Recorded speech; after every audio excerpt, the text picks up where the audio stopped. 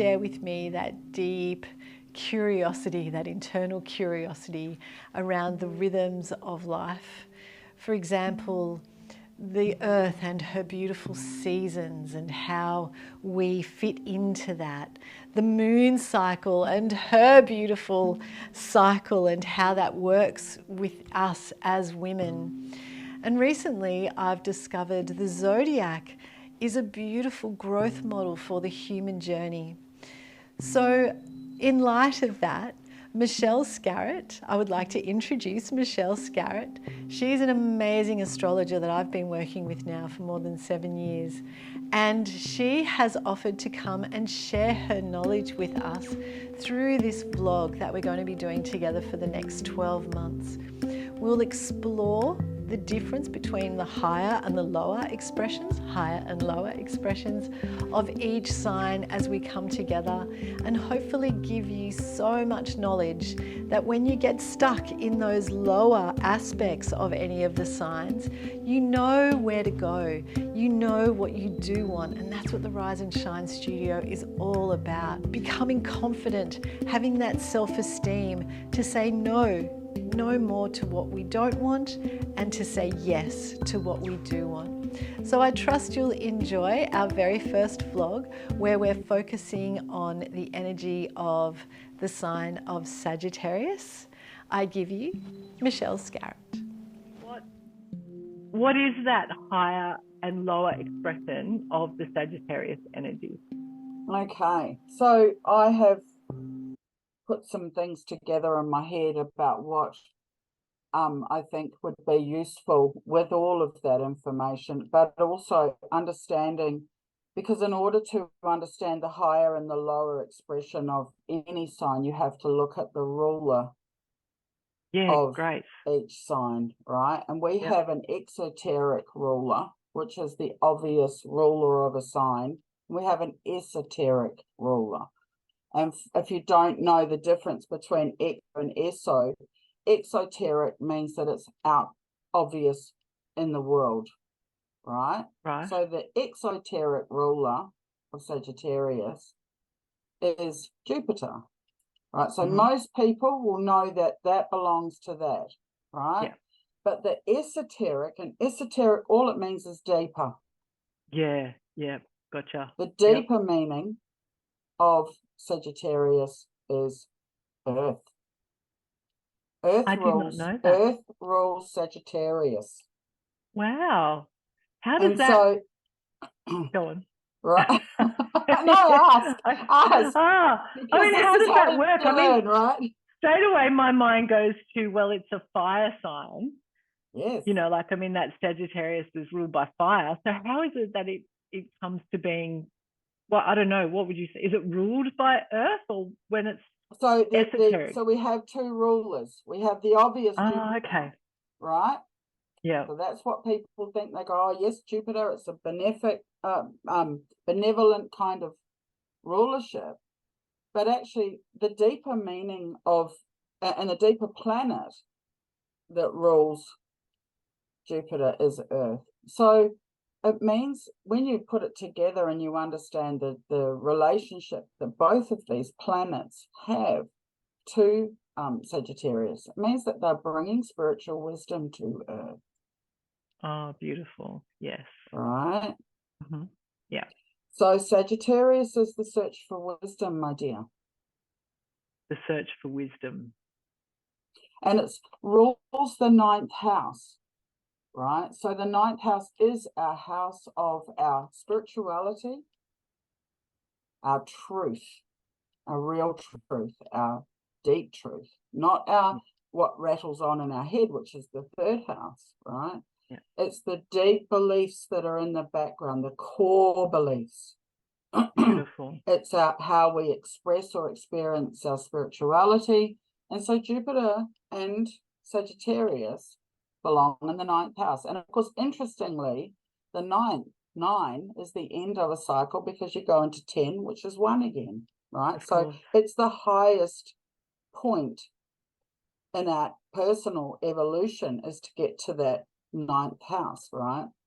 Yeah. Because otherwise we start again. And so in tarot, Sagittarius is the hermit, the wise sage, the wise sage. Yeah. So we've done that full circle. We've come through our physical learning, our emotional learning, and then we get to the spiritual knowing. Yep. Great. Right. So it's knowledge.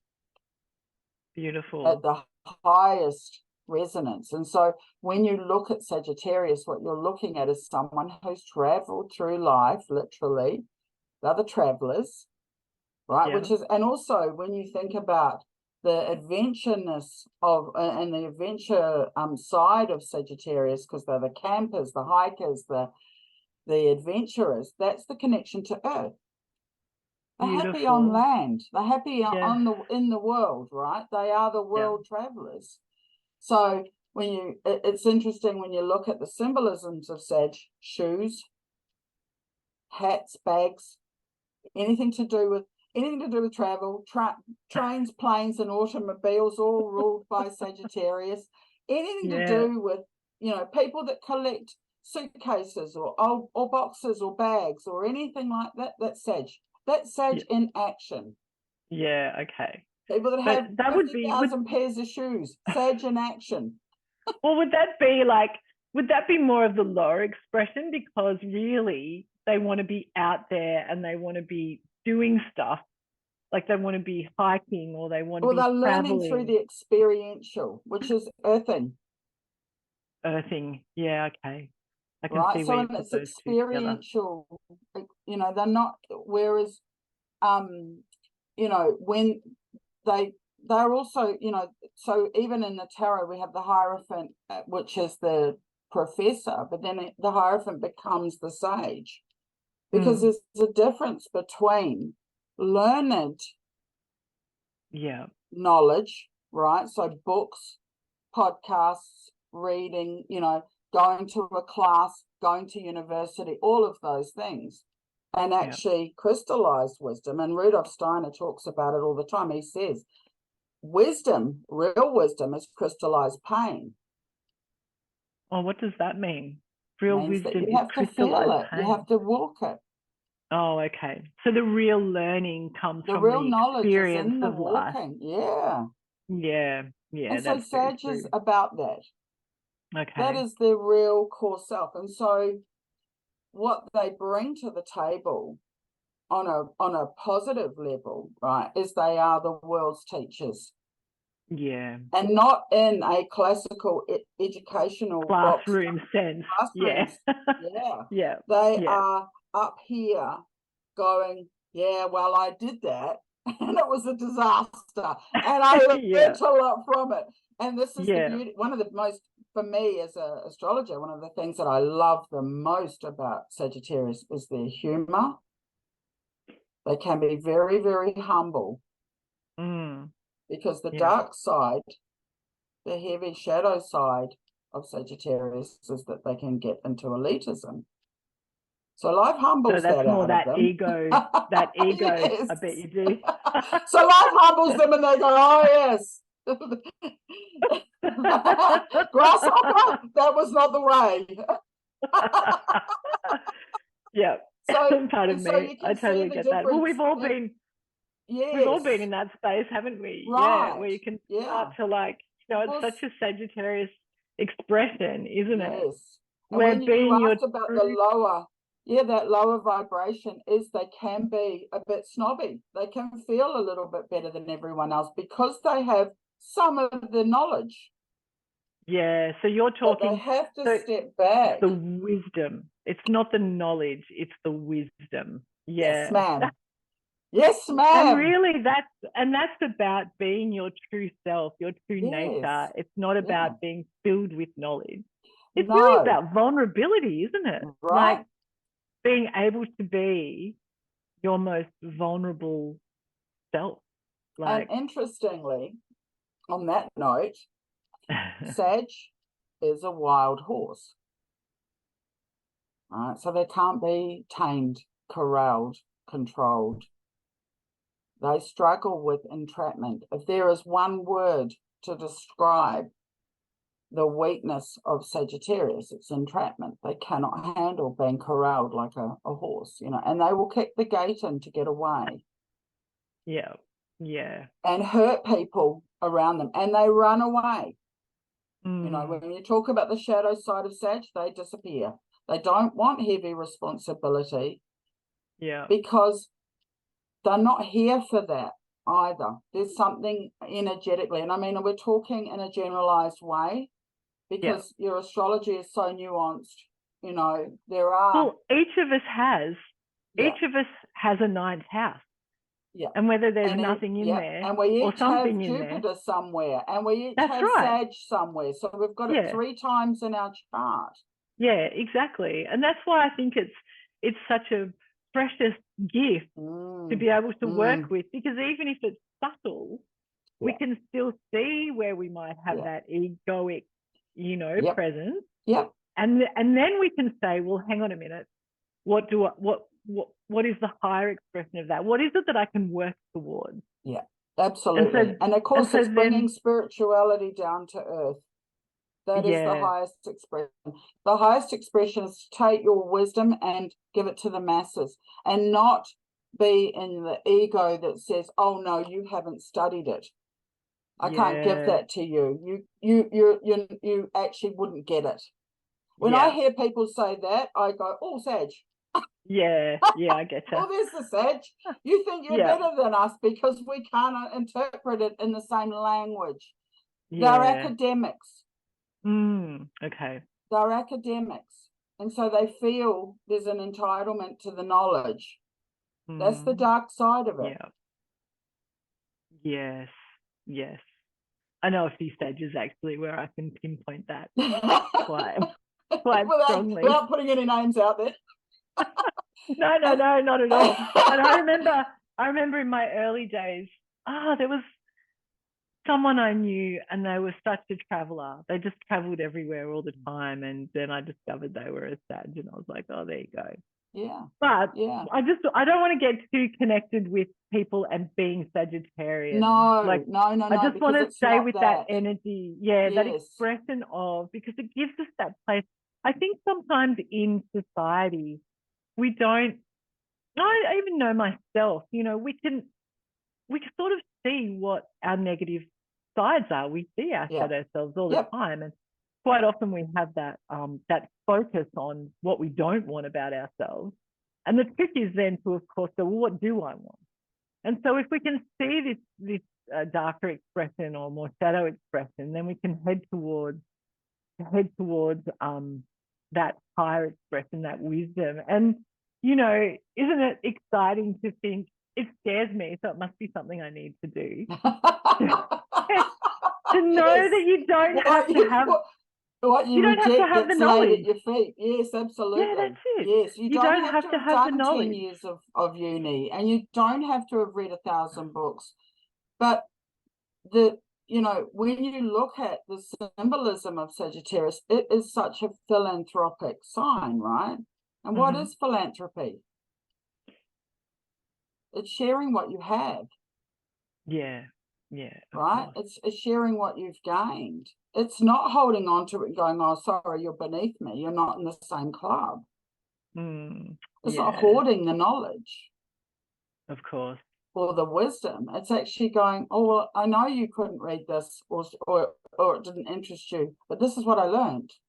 Yeah. This is what I know that travel's not been part of your, you know, criteria for life, but this is what I learned when I traveled. So I bring that back to you. That's what Sag does, right? So it's a beautiful exchange, isn't it? It is. Yeah. But of course, the downside, and when we look at the darker aspects of Sagittarius, resentment. Yeah. You know, they get into, well, you know, I work really hard for this. I'm not sharing it. What have you done for me lately? Yeah.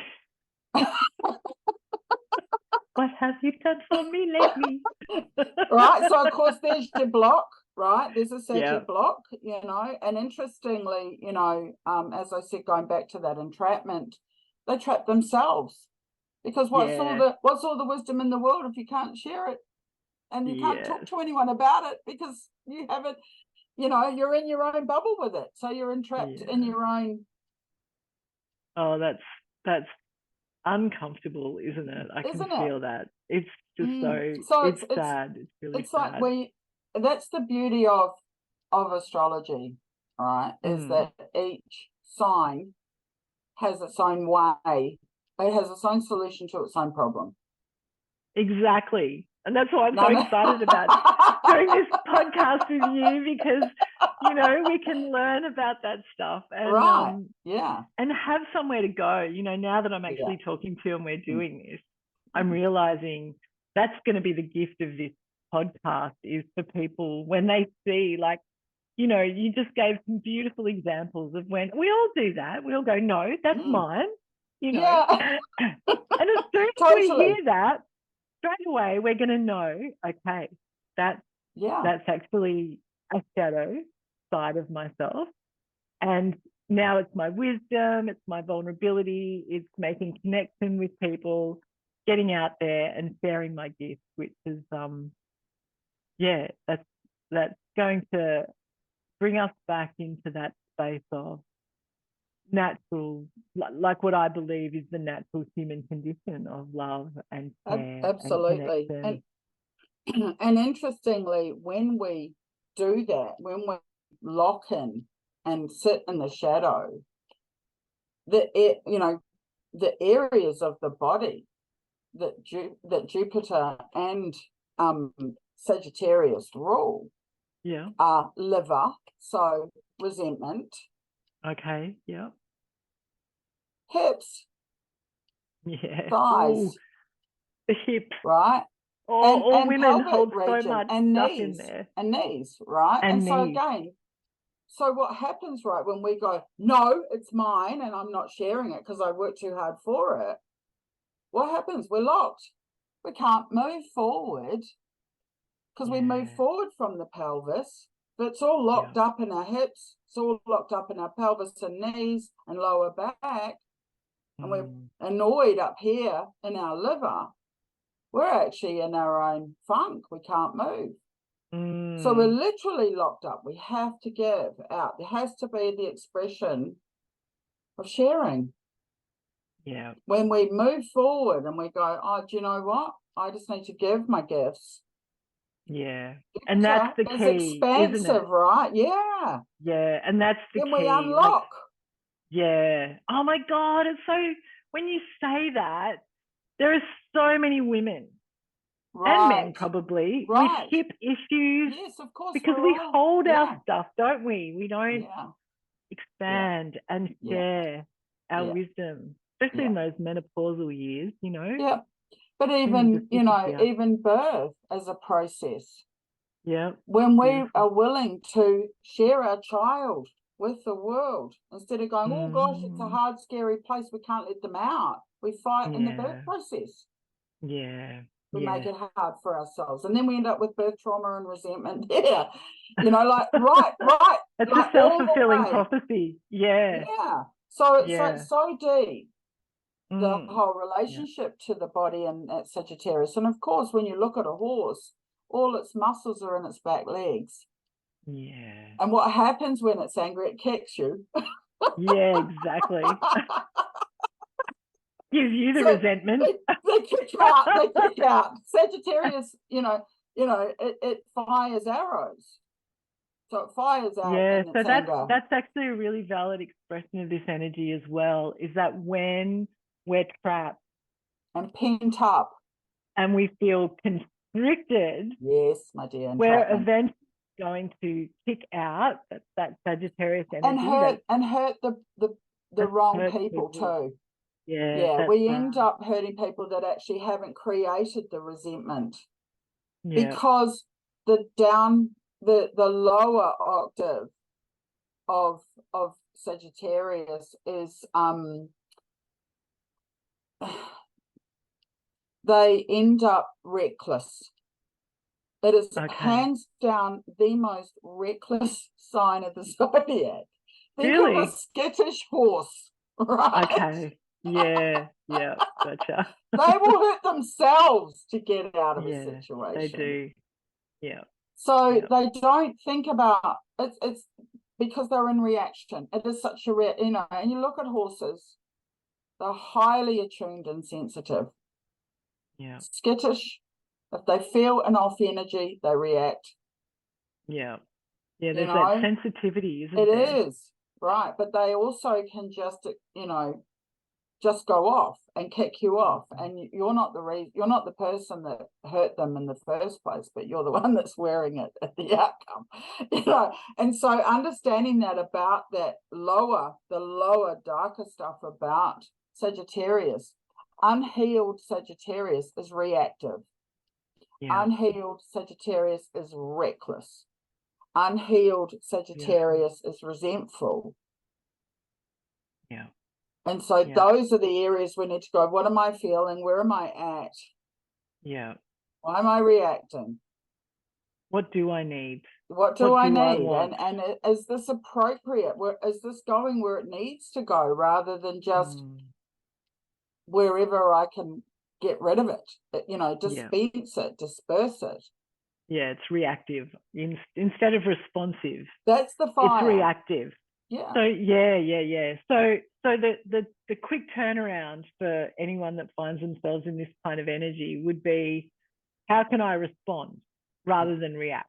That would be the thought process. And what and so I suppose that energy, if you're hoarding and we've all got wisdom, don't we? Like we all have a life story. Yeah, we can all share that life story. Yeah. And it comes back to that vulnerability. And, I realized the other night, I did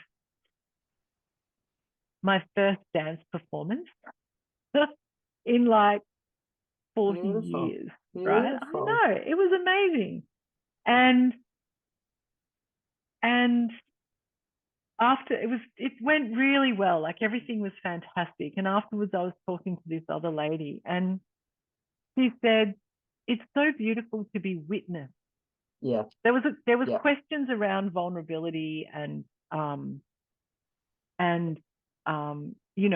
we felt safe, because it was a dance theatre being put together for women over 50, right? So one of the questions to us was that scary for you? Did you feel, vulnerable? And it's like, well, yes and no. And I started really thinking about that. And we have in our culture, I think all cultures in the human psyche, that to be vulnerable isn't safe. Yeah. And I realized the other night that vulnerability is actually your safest.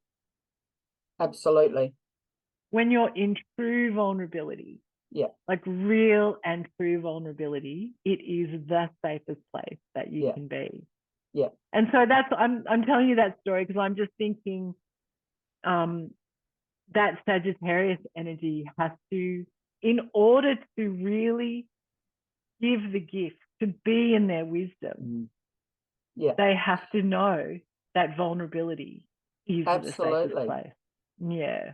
Absolutely. And interestingly, on that level of vulnerability, one of the parts of the body that's also ruled by Sagittarius is the pituitary gland. Okay. And the pituitary gland is responsible, they call it the mother gland or the master gland, and it's responsible for the milk production for a baby. Yeah, right. It's also for the oxytocin in birth. Yeah. Right. Yeah. So it is absolutely connected to that space of the in-between, bringing in life and having that total vulnerability and bringing in that new life and providing what you need for this baby, right? Yeah, beautiful. All by Sag. So you talk about, and so women that have issues around breastfeeding, having their milk come in, around painful births, around all of those things, it's all linked to Sagittarius's fear of vulnerability. Yeah. Entrapment, feeling trapped, so they need to be in a place to birth where they're not trapped. Yeah. And now you're like talking about control. Well, so actually, it's not truth and control. Truth and control are the words for Sag. There you go. are the worst. Well done. What do you mean? Yep. Well, it's the seat of wisdom, right? Yeah. Truth and control. Sagittarius is one of their weaknesses is they're blunt as hell. Because they want to get to the wisdom. They want to get to the truth. Yeah. Okay, gotcha. And they don't and it doesn't mean they're not empathic. They're very empathic. But they don't they're like, oh no, fluff. Let's just cut to the chase. Let's get to the truth. Yeah. And then also control, which they're not good at being out of control, which of course goes back to the entrapment. But actually, when they are fully in their own truth, they are in control. Well, there's a difference between presence They're not reactive and being in control, right? Right. So, like, I think control in any, I mean, you can't be vulnerable and be in control. No. Like, you can't do them both at the same time. They don't. So, I think we have to understand that presence is a resourceful type of control because you can be in the present moment and you can connect. Where if you're trying to control, that comes down to the lower, the ego trying to control. Yep, but also fear. Well, that is a fearful state, right? It's an incredibly fearful state. And Sag doesn't do well in fear. Think about a horse again. Yeah, well, their instinct would be to fly, right? To flee. Flight. Yep. So they would do that. Well, that energy does that. Well, which is why the world runs on fight, flight, right? Right, but it's also why when you talk to people who've had relationships with Sag where it's unhealed Sag, they'll say, you know, they were emotionally unavailable or they left, they disappeared, they ran away. As soon as things got hard, whether it's in physicality, whether they physically leave or whether they emotionally disconnect, still turning up, but just gone. And so, absolutely, that's exactly what it would be happens. really interesting for everyone watching this or listening to this to have a look at that wheel of life, you know, and to see where, pardon me, in which parts of their wheel of life are they vulnerable, or in which parts do they pull back and hold on and and not really live in that beautiful space, or where do they control? Because we all do it on one level or of another. We've all got fear. That's a part of life, you know. So that would be a really interesting thing for people to do.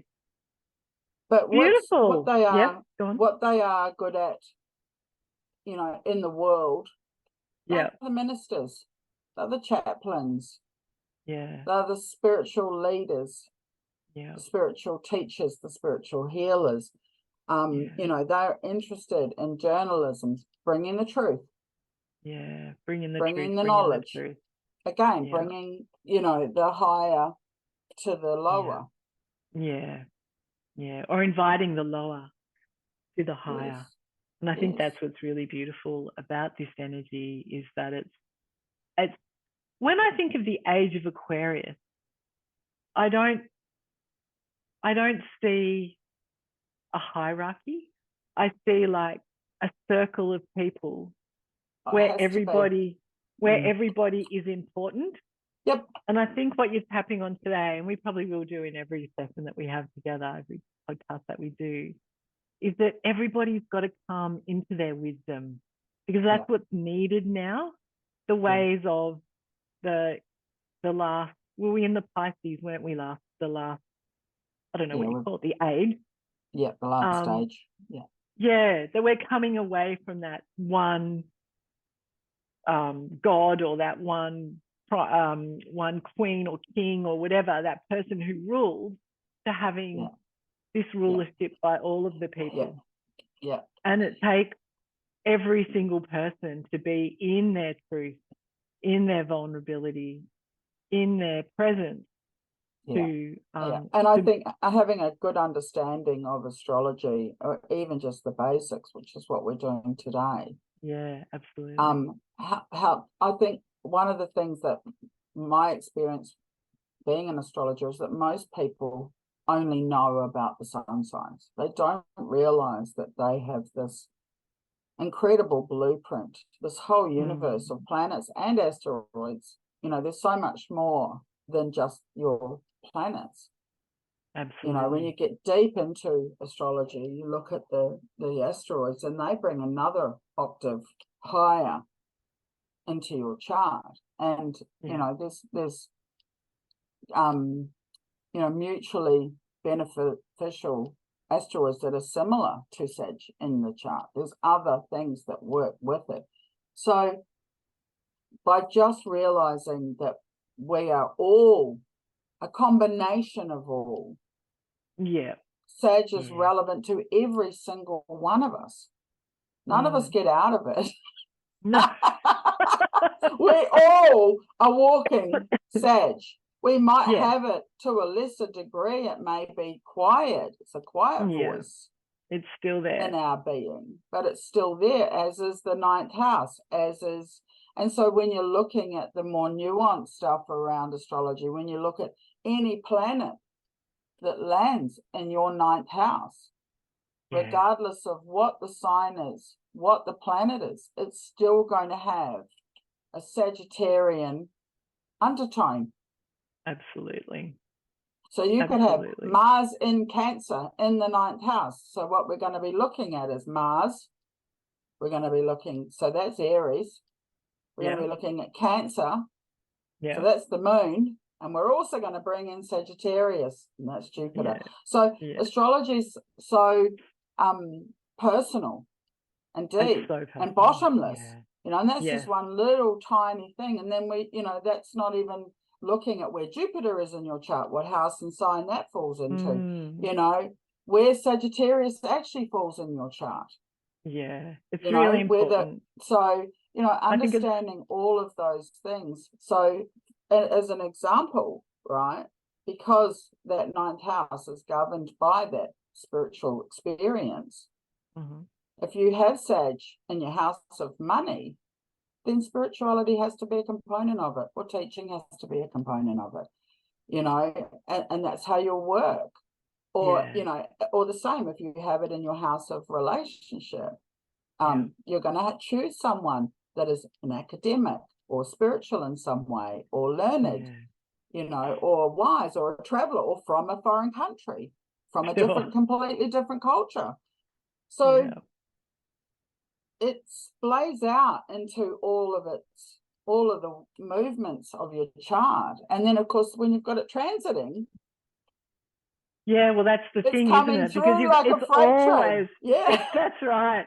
Because even if we don't connect with the Sagittarius energy ourselves, Jupiter's going to go across all of our natal planets or whatever, and we're going to have we're going to experience it. So I think it's really important to understand what that energy is. And I know for myself, like when I'm feeling really stuck, and when but I can't, like, life seems really great and I can't work out what's going on, I will always call you. And you'll be like, oh my God, so-and-so's going over your cluster fuck, you know, and blah, blah. And, you know, and so it's such I love being connected with you and being able to have my chart done, like probably every 6 months. I think I would get in touch with you. It's exciting to do it because you it's validating too. Exactly. I think that's, for me, it's more validating than you know, I'm less interested in prediction. I'm more interested in how are you walking through this to the best of your ability. That's right. How are you reaching your potential at this juncture, and how that could look going forward, so that you're operating at your optimum. But you know, going back to the movement of Sag, and even as a yoga teacher, I mean, the month of Sag could be hips, thighs, knees, Absolutely. pelvis, opening, Yeah. and working through that as a practice and going, okay, this is our month, this is Sag's month, and also liver. Yep. How do Absolutely. you process that hepatic system through yoga? Pituitary. Yeah. You know, Oxytocin. what comes into all Beautiful. of that. So those are ways that you can use that wisdom, bring attention to how the body is processing. That's right. Yep. And give actual tools, bigger tools, not just the knowledge, the wisdom on a physical, mental level, but on a physical, embodied, earthed process level. And so what do you think the mindset of this Sagittarius kind of energy would be? So, as I said, there's a couple of things. It's the seat of wisdom. The pituitary is our seat of wisdom. So it's what do we know? And not know here, know here. Gnosis, knowledge, different kind of wisdom. Getting out of this. This is mundane and it's mental and it belongs in the third house. That's Gemini, right? Interestingly, where does the pituitary sit in your head? In the temple.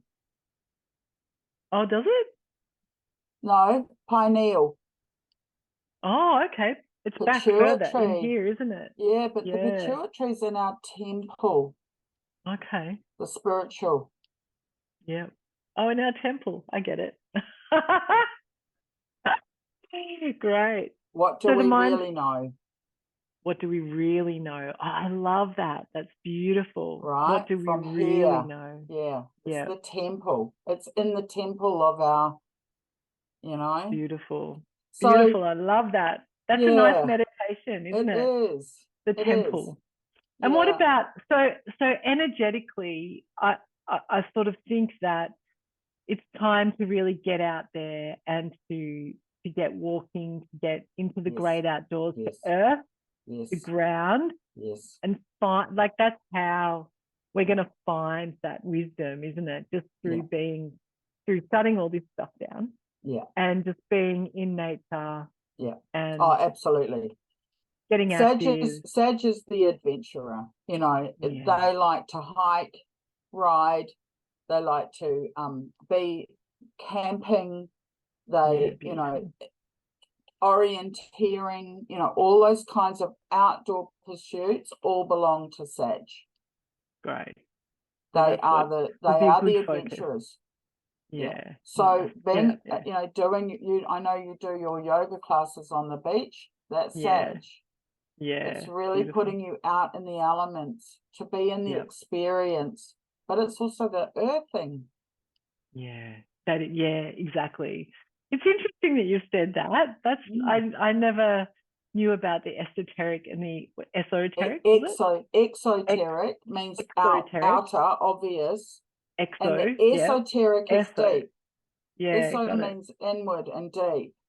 And so we have all most planets, most signs, not all of them. I think there's one or two that don't have two, but almost all of them have an eso and an exoteric.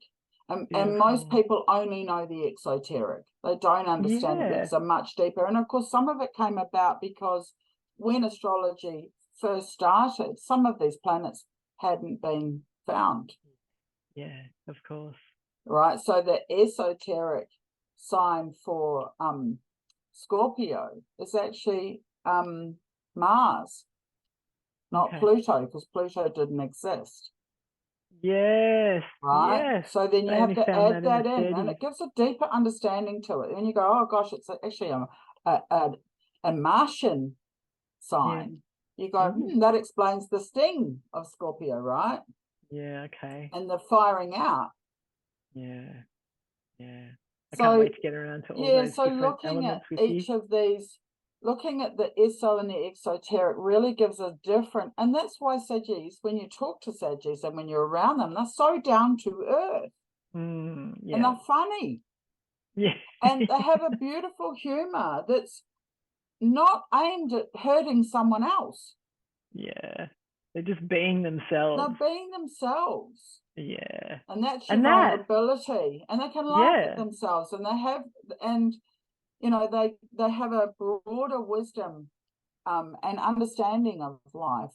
When it's healed, it's absolutely beautiful. And one of my most favorite signs. Yeah. Yeah, it's one a of my beautiful most sign. favorite signs, because I just find them to be large as life, Yeah. beautifully giving. When they're healed, Yeah. they're just incredible. It's the most incredible Yeah. sign. Yeah, I dare say they'd be quite And they're warm and engaging. yeah, yeah, exactly. Yeah, and I was saying it's because they're so comfortable in their own skin. Yes, they And are. that's where we all want to be, right? Yeah. Like that's just Yeah. where we all want to be, is just comfortable in our own skin. Oh, beautiful. Thank you so much for sharing all your wisdom. Here you are in your perfect Sagittarius energy. I love Sharing it. your wisdom with I us. love I it. know. What a perfect way Yeah. to start, hey? Perfect way to I love start. all of the signs. I love all of the signs, but you know, Saggy, Yeah. I love listening to a Sag when they have something to say. Yeah. They are so knowledgeable. They've dug and into engaging. it, and they're engaging. Like so many times Yeah. we hear people when they're not talking from their true nature, when they're Yeah. not talking Yeah. from that, you know, they're just giving out the information. We all start to yawn, but when they're coming from the self, coming from their heart and their belly, you know, it's beautiful. It's poetic. Well, Sag walks its talk. Yeah, lovely. You That's know, lovely. they've gone out, they've been out around the world, and they've come back and gone, right, you know, here's the fireside tale. Yeah, yeah. Fantastic. You know, the adventure. Beautiful. All right, lovely Michelle. I think we Thank can you. wrap it up there. Is there anything My else pleasure. you need to add before we go? No, anything? not unless there's anything you want to know. Does that all tick I don't all think your so. boxes? I think it did tick all my boxes. I found, yes, I found what I was looking for today. Thank you so much. I've got my work to do. Now I'm going to go and create all the Rise and Shine workbooks and have the Sagittarius energy Oh, there. for sure. Yes. Yeah, we'll be working with hips and knees and livers and pituitary glands. Beautiful.